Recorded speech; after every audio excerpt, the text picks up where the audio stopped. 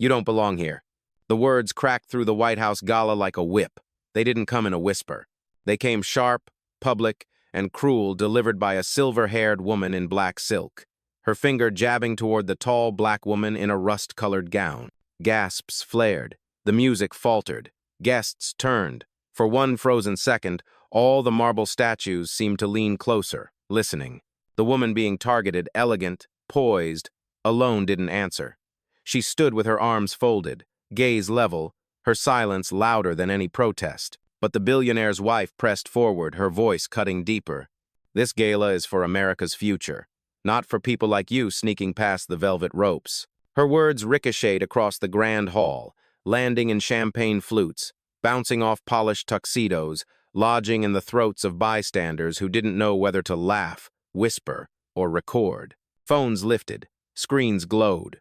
The moment was already evidence. She didn't flinch. She didn't move. She let the silence thicken until it felt like a courtroom where every guest had been drafted as jury.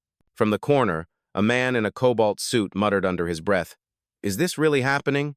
A woman beside him, clutching her clutch like a shield, whispered back, "Don't get involved." But her phone camera never lowered.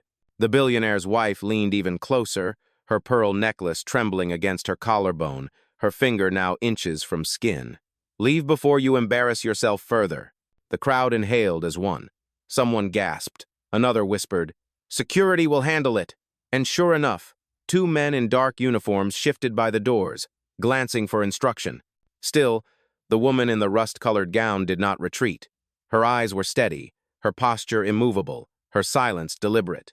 She had stood in rooms like this before.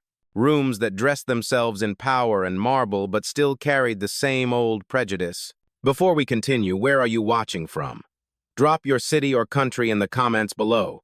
And if you believe in dignity and justice, hit like and subscribe. These stories spark change. And we're glad you're here. Now, back to her. The billionaire's wife smirked, convinced the silence was surrender. "This is the White House," she hissed, her voice shaking with arrogance. "It's not a shelter. It's not a showcase. It's not for strays pretending to matter." Murmurs rose. The hall wasn't quiet anymore. It was charged. Guests shifted uncomfortably, some nodding, others frowning, all caught in the gravity of a spectacle none of them expected. The black woman stood taller, as if rooted to the marble itself. She still hadn't spoken, but the question already hung heavy above the glittering chandeliers. What happens when the person you humiliate isn't powerless, but the one holding the very power you depend on? The billionaire's wife didn't stop with her first strike. She circled her target like a hawk that believed it owned the sky. Her voice dropped an octave, sharp enough to slice glass. "This is the White House Gala, reserved for visionaries, patrons, people who matter, not imposters dressing up for a night of photographs." Laughter, nervous and thin, rippled through one corner of the hall. A few guests hid behind champagne flutes, relieved the spotlight wasn't on them. Others leaned forward, hungry for scandal. The black woman still hadn't spoken. Her arms remained folded, her face unreadable, her silence transforming into a mirror that made everyone else squirm. The event coordinator finally pushed through the crowd. A man in a bow tie too tight for his neck, clipboard clutched like a weapon. His smile was polished, but his eyes betrayed discomfort. "Ma'am," he said to her, tone stiff and managerial, "I need to ask you to leave quietly. This isn't a venue for confusion." The billionaire's wife seized the moment. She clapped once, as if sealing the verdict. "You heard him. Escort her out. This entire spectacle is beneath us." Security stirred at the edge of the hall, two men in dark suits exchanging uncertain glances. They were trained to follow orders, not question them. But even they hesitated. Something about her posture, her composure, unsettled them. Phones kept rising, dozens now.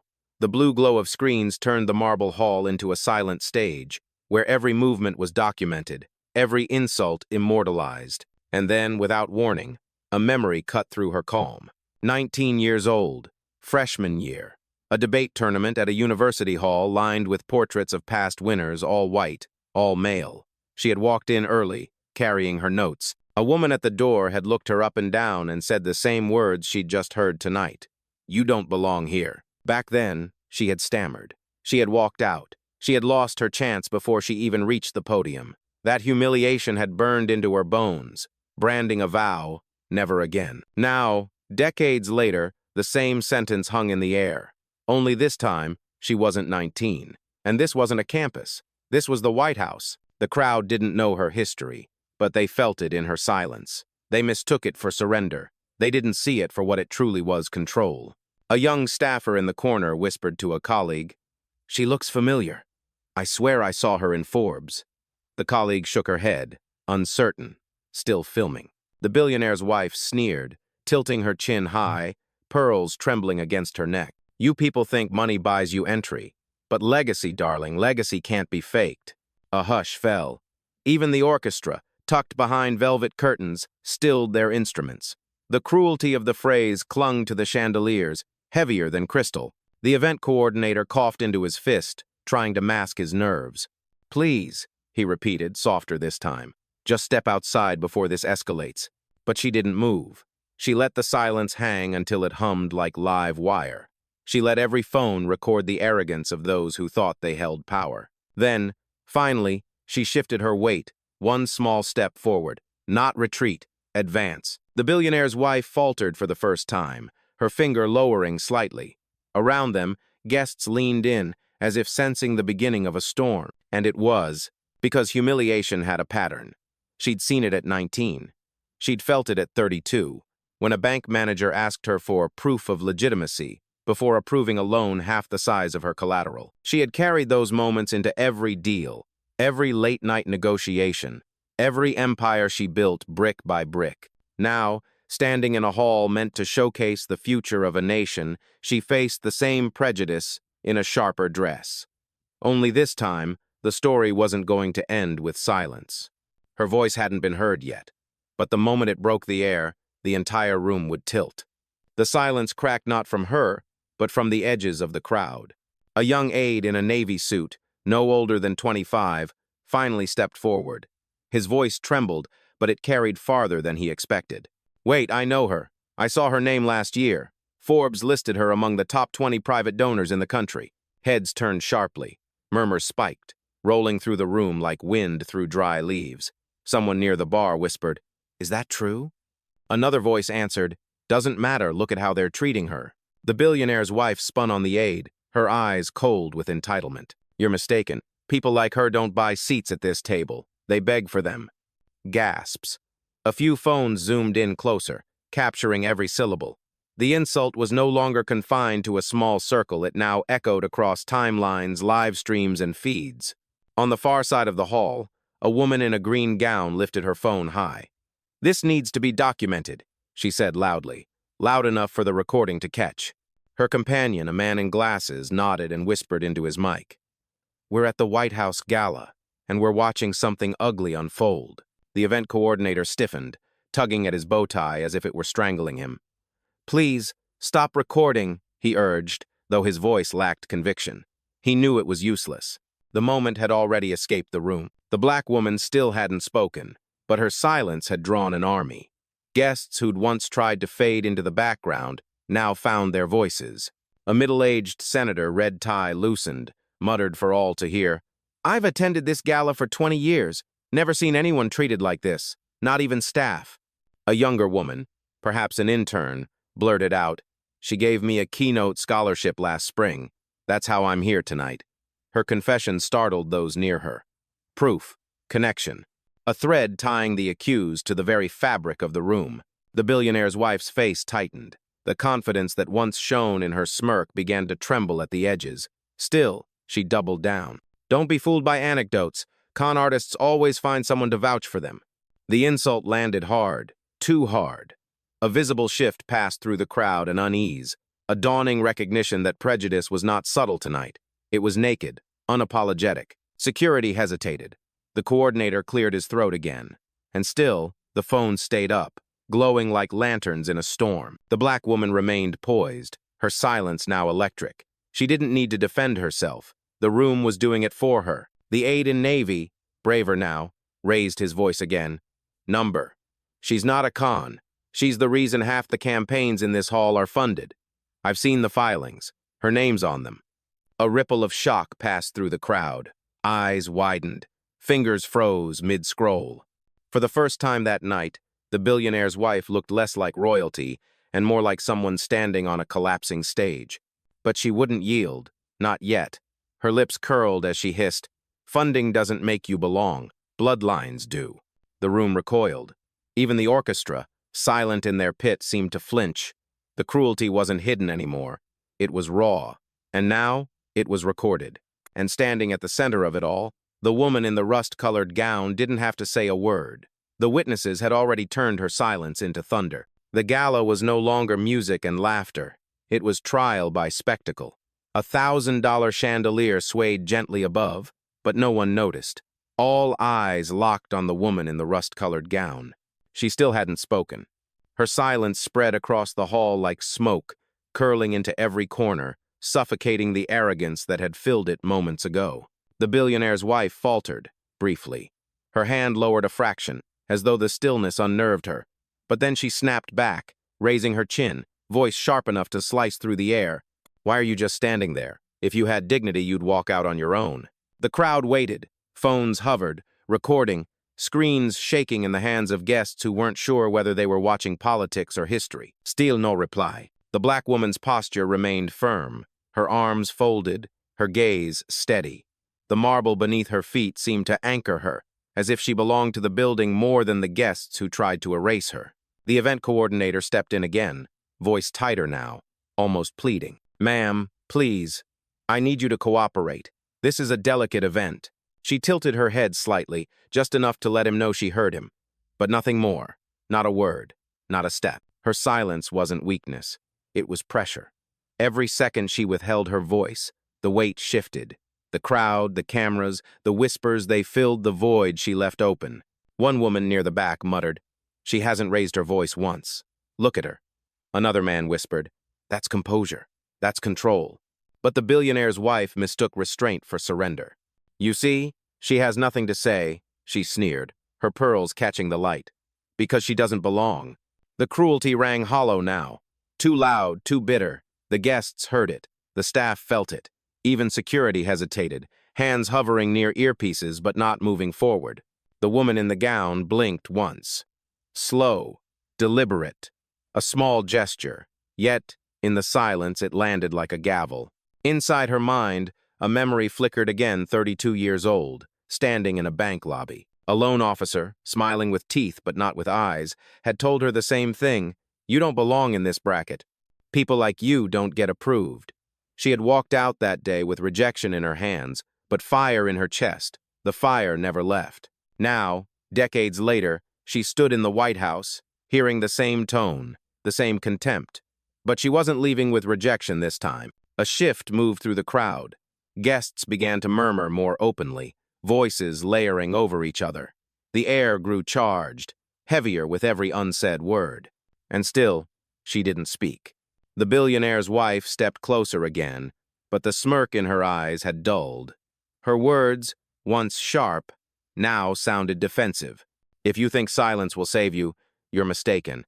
This is my world, not yours." The rust-colored gown moved slightly, her breathing, slow and steady, visible now in the pause between insults. It wasn't fear, it was patience, a storm waiting to break. By saying nothing, she had turned the room itself into her witness. By standing still, she had made every insult heavier, every phone recording clearer, every bystander complicit. Silence wasn't her shield, it was her weapon, and the longer it lasted, the more dangerous it became. The event coordinator had lost his polished calm. His bow tie now looked more like a noose. Sweat glistened at his temples as he stepped forward again, clipboard pressed flat against his chest. "Enough," he said, his voice cracking louder than intended. "If you refuse to leave, we'll have to remove you by force." The billionaire's wife clapped softly, mock applause that echoed sharper than any violin. "Finally, do your job. Escort her out before she embarrasses this entire evening." Security stirred. Two men in dark suits moved from the double doors, their pace deliberate, their presence heavier with each step. They weren't reckless, they were hesitant. Yet still, they walked toward her. Gasps rose like smoke. Guests shuffled back to clear the path, but none lowered their phones. The blue glow of recording screens now looked like stars circling a single constellation. The woman in the rust-colored gown. She didn't move. Her silence stretched, bending the air until it hummed. She was unshaken, as if the marble beneath her feet had pledged allegiance to her, not the gala. The billionaire's wife sneered, her voice rising to reach the chandeliers. You see, she won't even defend herself, because she can't, because she doesn't belong in this house, at this table, in this country's future. The words detonated. Too brutal, too naked. A ripple of discomfort passed through the crowd, spreading faster than champagne bubbles. Even those who'd stayed quiet shifted uneasily. A young senator in the corner muttered, "This is getting dangerous." His aide whispered back, "Dangerous for who?" The security guards closed in, their shadows stretching across the marble floor. One reached out, hand hovering inches from the woman's arm. The room seemed to stop breathing.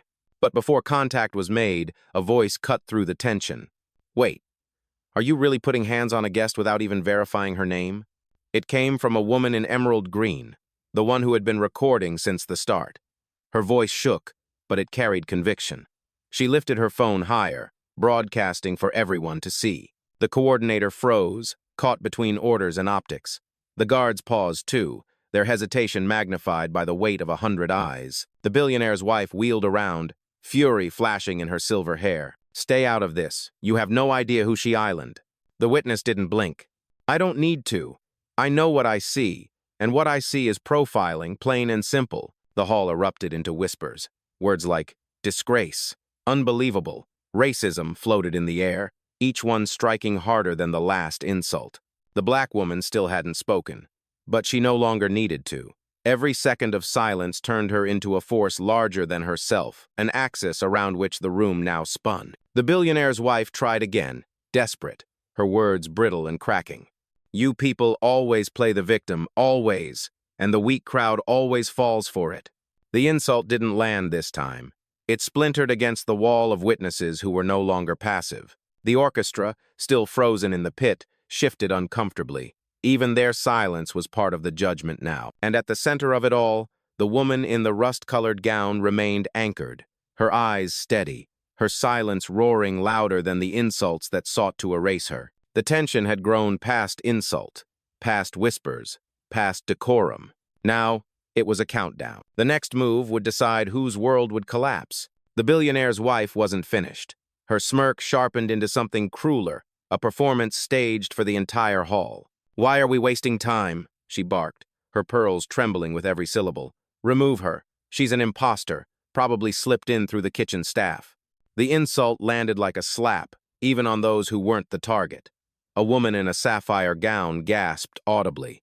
A man near the orchestra muttered, "Did she really just say that?" Security stiffened. One of the guards, taller than the rest, stepped forward, jaw clenched. His hand shot out not a request this time, but a grab. Fingers brushed the sleeve of the rust-colored gown. Gasps ignited across the marble hall. Someone shouted, "Don't touch her!" Another whispered, "This is going too far." But the billionaire's wife egged him on, her voice rising like a conductor demanding crescendo. "Do it. Drag her out. Let everyone see what happens when pretenders trespass where they don't belong." Her finger jabbed again, inches from the woman's face. "You people never learn."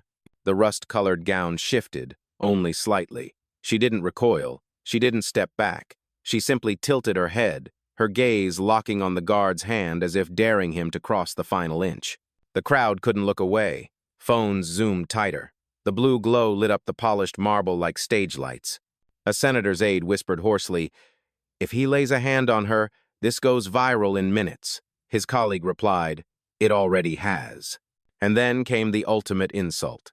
The billionaire's wife leaned close, her breath hot with disdain, and spat the words that sliced deeper than any shove. "You don't belong in this house. You don't belong in this room. You don't belong in this country's future." The silence that followed wasn't empty. It was suffocating. The chandeliers above seemed to shiver. The orchestra remained frozen, instruments hanging limp. Even the security guards looked uneasy, caught between duty and shame. For the first time all night, the woman in the rust-colored gown moved. She raised one hand not to strike, not to shield, but to gently brush the guard's fingers off her sleeve. The gesture was quiet, controlled, but it carried more authority than any shout. Her eyes locked on his. No words, just a warning in the stillness. The guard hesitated, His hand dropped to his side, but the damage was already done. The touch had happened. The insult had been immortalized. The billionaire's wife tried to reclaim the moment. Her voice, shrill now, cracked at the edges. See? Even security agrees. She doesn't belong. But her words rang hollow. The crowd wasn't nodding anymore. They weren't whispering excuses. They were staring at her, not the woman she tried to erase. The balance had shifted. The cruelty had gone too far. And everyone in the room knew it. The guard's hand had barely dropped when the rust-colored gown shifted again. This time, she moved with intention. Calm. Precise. She reached into a small clutch at her side and pulled out her phone. No flourish, no panic, just a smooth motion that silenced the room even further. Her thumb tapped once. "Rachel," she said, her voice finally breaking the silence low, steady, each syllable sharpened by restraint. "Initiate protocol." The words weren't shouted, but they sliced through the gala louder than any scream. The billionaire's wife blinked, startled by the calm authority. Security froze mid-step. Guests leaned forward, straining to hear. A beat of static crackled through her earpiece. Then a voice responded, crisp, efficient, unshaken. "Confirmed. Logging incident. Time. Stamped. Live feed initiated. The board is notified." The billionaire's wife's smirk faltered. "Board? What board?" She scoffed, though the edges of her voice wavered. The woman in the gown didn't answer her. She didn't need to. The silence after her command was enough. Guests began whispering, this time with urgency. Did she just say protocol? Who has a board on standby at the White House Gala? Who is she? The coordinator stumbled back, his clipboard clattering to the marble floor. His eyes darted between the billionaire's wife and the woman in the gown, like a man realizing he might have bet on the wrong side of history. Security hesitated again. Their earpieces buzzed faintly, but their bodies refused to move. The tension in their shoulders betrayed a question they dared not ask out loud. What if she outranks us? The billionaire's wife tried to recover, raising her voice high enough to reach the chandeliers. Don't be fooled. It's a bluff, a scam. Anyone can whisper into a phone and pretend to have power. But her words no longer commanded the room. They scattered weakly against the rising tide of murmurs. In the back, a young woman in a green gown, still filming, spoke loud enough for her live stream to catch. She said, bored. "That's not bluff language. That's corporate. That's money." The rust-colored gown remained steady, phone still in hand, her gaze sweeping slowly across the hall. She didn't rush. She didn't flinch. Then, almost too softly for the first row to hear, she spoke again into the device. "Mark it. This is a direct violation of donor protocol. Full escalation." Rachel's voice came back instantly, clean and clinical. "Logged. Legal is reviewing live. Do you want me to alert Treasury contacts?" The crowd's murmurs turned into waves. Words like treasury, donor, and legal ignited sparks across the room. Faces drained of color. Screens shook in hands. The billionaire's wife's lips parted, but no sound came. For the first time that evening, she looked less like the orchestrator of a scene and more like the subject of one unraveling beyond her control. The woman in the gown lowered her phone, her silence returning like a hammer. The room was no longer hers to defend. It was theirs to fear. The rust-colored gown no longer stood as a target. She stood as a verdict. The billionaire's wife tried again, voice sharp but cracking at the edges. "Enough of this theater. Who even are you? Some social climber with a fancy dress and a prepaid card?" The crowd tensed. Phones zoomed in. The insult hung heavy, daring her to respond. And this time, she did. Her voice was calm, each syllable deliberate, as if she were reciting fact, not opinion. "You just humiliated the single largest donor to this campaign, the one holding $6 billion in funding." Gasps detonated across the hall. The sound wasn't shock alone, it was recognition. The name whispered by aides in the corners. The filings, some had skimmed. The rumors, others had dismissed. The event coordinator went pale, his bow tie suddenly strangling. He stammered, "Wait, you're—" But the words collapsed before they left his lips. The billionaire's wife froze mid-breath. Her eyes widened, her smirk curdling into disbelief. No, that's not possible." But the rust-colored gown didn't flinch. She held the silence a beat longer, then delivered the words like a blade. "My name is CEO's name, founder, chairwoman, and the board you just mocked? They answer my calls." The hall erupted not in applause, not yet but in noise. Gasps, whispers, curses, all blending into a roar of realization. Phones shook in trembling hands, already transmitting the reveal to a million screens beyond the marble walls. The young aide in Navy who had first spoken up clutched his chest, muttering, I told you it was her. His colleagues stared in awe, whispering, 6 billion. She holds 6 billion. The billionaire's wife staggered, her composure unraveling. Her pearls seemed to weigh her down, her hand clutched at them as though they might shield her from the truth. You're bluffing, she hissed. No one person has that kind of control. But the rust-colored gown stepped closer, every syllable quiet but undeniable. Control isn't claimed, it's owned. And tonight, I own the future you thought belonged to you. The words hit harder than any shout. Even the chandeliers above seemed to dim under the gravity of her revelation. The event coordinator bent instinctively, almost like a bow, his clipboard slipping from sweaty palms. The guards who had tried to move against her took one step back, uncertain now whether they were facing a guest or a superior. The billionaire's wife shook her head, denial trembling in her voice. You're lying. You have to be lying. But denial didn't erase the murmurs. Guests exchanged names, facts, numbers. They knew enough to recognize the weight of 6 billion, and they knew enough to realize the gala had just shifted hands. For the first time that night, the woman in the rust-colored gown allowed a thin smile.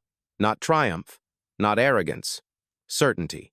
You wanted to know who I am? She said, her voice steady, her eyes sweeping the room. I'm the reason this campaign still breathes, and I'm the reason it will choke. The hall fell silent, as if even the building itself understood that power had changed owners. And in that silence, the billionaire's wife finally stepped back. Not in grace, in fear. The name settled over the gala like thunder after lightning. For a heartbeat, no one moved. Then the unraveling began. The event coordinator's clipboard slipped from his hands, clattering against the marble with a sound far too loud for such a small object. He bent to grab it, but his fingers shook so badly he couldn't pick it up. Finally, he abandoned it, stepping back as though distance could erase his part in the humiliation. The guards who had dared to reach for her froze in place. One lowered his hand from his earpiece, the other cleared his throat and shifted back toward the wall, as if retreat might disguise the fact that moments earlier they were seconds away from dragging her out. Guests whispered in frantic clusters. She holds 6 billion. That's campaign, ending money. They just tried to throw her out. The words looped, spreading like fire. And the witnesses who had spoken up earlier now stood taller, vindicated. The aide in Navy straightened his jacket, his voice braver this time. You see? I told you. This wasn't a mistake, it was an insult to power itself. The billionaire's wife's face blanched. Her smirk, her arrogance, her confidence gone. Her lips trembled as she tried to force control back into her voice. She's bluffing, she whispered, but the whisper was swallowed by the murmurs of the crowd. A senator's wife shook her head in disgust. I cannot believe this. At the White House, of all places. Her words were caught on a dozen recordings, already spreading. The young woman in emerald green, still live streaming, turned her camera squarely on the billionaire's wife. This is what arrogance looks like, she said. Caught in real time. The world will see this. Phones buzzed with notifications. Posts were already flooding across feeds. Hashtags ignited in seconds. The orchestra, still silent in their pit, finally set instruments down completely. They weren't going to play another note until this drama resolved. The billionaire's wife stumbled back a step. She looked to the coordinator, to security, to anyone for rescue. None came. They had all seen where the true center of gravity now stood, and it wasn't with her. It was with the woman in the rust-colored gown, the one they had tried to erase, and instead revealed as the axis around which their entire night now spun. The room wasn't hers anymore. It was collapsing under the weight of her mistake. The collapse was complete, but she wasn't finished. The woman in the rust-colored gown lifted her phone again. No rush, no flourish, just deliberate movement that made the crowd lean in closer, holding their breath. Rachel, she said evenly, her voice calm enough to chill the marble floor. Finalize the withdrawal. On the other end, the assistant's reply was crisp, merciless. Confirmed. $6 billion pulled. Effective immediately. Campaign accounts frozen. Gasps tore through the hall. Some hands clutched pearls. Others clutched phones tighter, desperate to capture the moment. The words echoed louder than any orchestra could have played. The billionaire's wife staggered, color draining from her face. "No, no, you wouldn't," her voice cracked. "You can't." But the rust-colored gown didn't even look at her. She addressed the room instead, her tone still measured, still sharp as glass. "As of tonight, this campaign is over. Actions have consequences, and arrogance carries a cost." The coordinator dropped his head, shame pressing his shoulders down. The guards stayed frozen, unsure if they still had jobs by morning. Guests exchanged horrified glances, some fearful, some thrilled, all aware they were witnessing history. Phones buzzed as streams exploded online. The hashtags lit up faster than the chandeliers above. Number 6 billion gone. Number White House Gala. Number Power Unmasked. The billionaire's wife clutched her pearls so tightly the strand threatened to snap. She tried to form words, but nothing came. Her world had unraveled with a single command. The woman in the rust-colored gown lowered her phone, letting the silence settle. Then, with quiet finality, she added one line that carved itself into the room like scripture. "Consider this, your lesson: never mistake silence for submission." The hall erupted not in chaos, but in awe. A ripple of applause, hesitant at first, then stronger, swept through the crowd. And just like that, her punishment was sealed. The night no longer belonged to the gala, or the campaign, or the woman who thought she owned the room. It belonged to the one they tried to erase, and who had instead erased them. The echo of her words still rang when the consequences began to land. The event coordinator's phone buzzed violently in his pocket. He pulled it out, glanced once, and his face collapsed. His email terminated, his credentials revoked. Right there, in front of everyone, he dropped the phone as if it burned. The guards shifted uncomfortably, their earpieces crackling with frantic chatter. One tugged at his collar, eyes darting to the exits. Whatever authority they thought they had evaporated in the silence that followed 6 billion disappearing. The billionaire's wife tried to recover, her voice shrill, her hands shaking as she clutched the pearls digging into her skin. "This isn't over," she hissed, but the words sounded hollow. Phones pointed at her from every angle, recording her unraveling in real time. Guests whispered openly now, no longer afraid to be heard. She ended them. 6 billion gone. They'll never recover from this. And then the message spread beyond the hall. Notifications pinged. Screens lit up. The live streams from the witnesses flashed with comments pouring in. "She owns the room. Justice at the gala." Money talks. Arrogance walks. The senator in the corner shook his head, muttering to his aide. "The campaign is finished. Mark my words. Finished by morning." The aide, still pale, whispered back, "It already island." The woman in emerald green, still filming, turned her phone back on herself, her voice steady and reverent. "You're watching history. This is what power looks like. Quiet, controlled, undeniable." The billionaire's wife stumbled backward, her footing unsteady on the polished marble. She looked around desperately, but no one moved to catch her. No one came to her defense. The very crowd she had thought was hers now stood as her jury, their verdict already rendered. And at the center of it all, the woman in the rust-colored gown stood unmoved, her silence more commanding than any speech. She didn't gloat. She didn't revel. She simply let the fallout unfold, inevitable as gravity, because justice didn't need noise. It needed certainty, and she had delivered it with $6 billion of certainty. The gala no longer belonged to chandeliers, senators, or billionaires. It belonged to her. The woman in the rust-colored gown lowered her phone and slipped it back into her clutch. No rush, no flourish, just quiet certainty. Around her, silence spread like a tide, pulling even the whispers into stillness. The billionaire's wife had collapsed into a chair near the front row, pearls tangled around trembling fingers.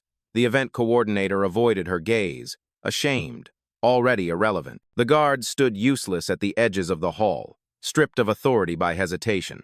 And yet the woman they tried to erase didn't stay to bask in their collapse. She didn't gloat. She didn't need to. She simply turned, her heels striking marble in slow, deliberate rhythm. Each step echoed, a sound sharper than applause. Guests parted instinctively, forming a path without being asked, as though some deeper gravity demanded it.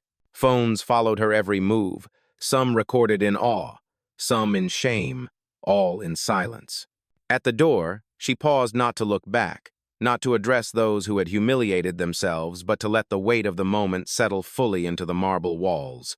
Her voice was steady, quiet enough to force everyone to lean in, yet powerful enough to linger long after she left. You tried to erase me with words. I erased you with truth. Remember, this power doesn't ask permission to belong. And with that, she walked out. Behind her, the hall erupted not with music, not with laughter, but with a roar of voices, phones buzzing, applause breaking through shame. Some clapped out of respect, others simply because they had witnessed something undeniable. But she didn't need their noise. Her silence had spoken. The screen faded to black, and the final words appeared like a verdict carved in stone. Justice doesn't shout. It stands. And when it stands, the world cannot look away.